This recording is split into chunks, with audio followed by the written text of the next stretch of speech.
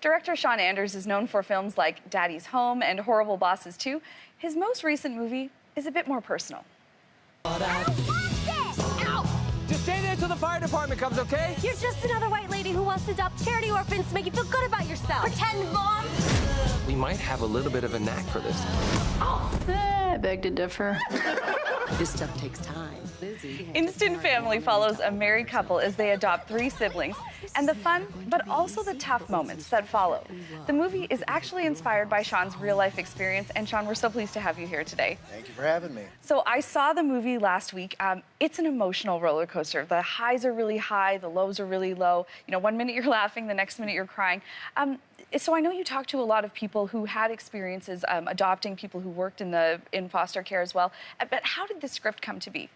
Well, first I had my own story to draw from and my own social workers to talk to, and then they connected me with more people either in the field or other families or even, you know, some young people that had been adopted out of foster care, and then we had to just sort of boil that all down to one very relatable story about foster care adoption.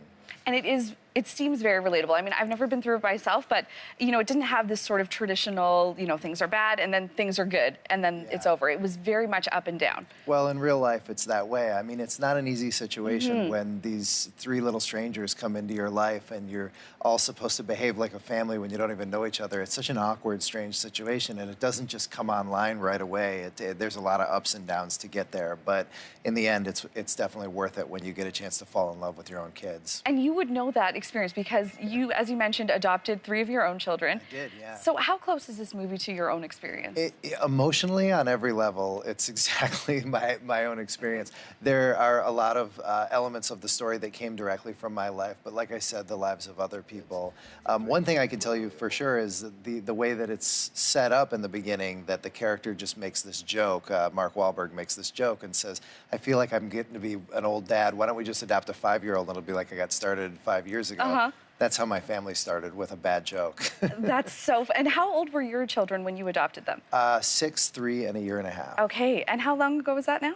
Almost 7 years ago. Almost 7 years ago, My son just turned 13. Okay, so there are some scenes in this movie that are really raw and, you know, difficult to watch. In one of them, the 2 parents are sitting in bed talking about how they've made a huge mistake. It also addresses addiction.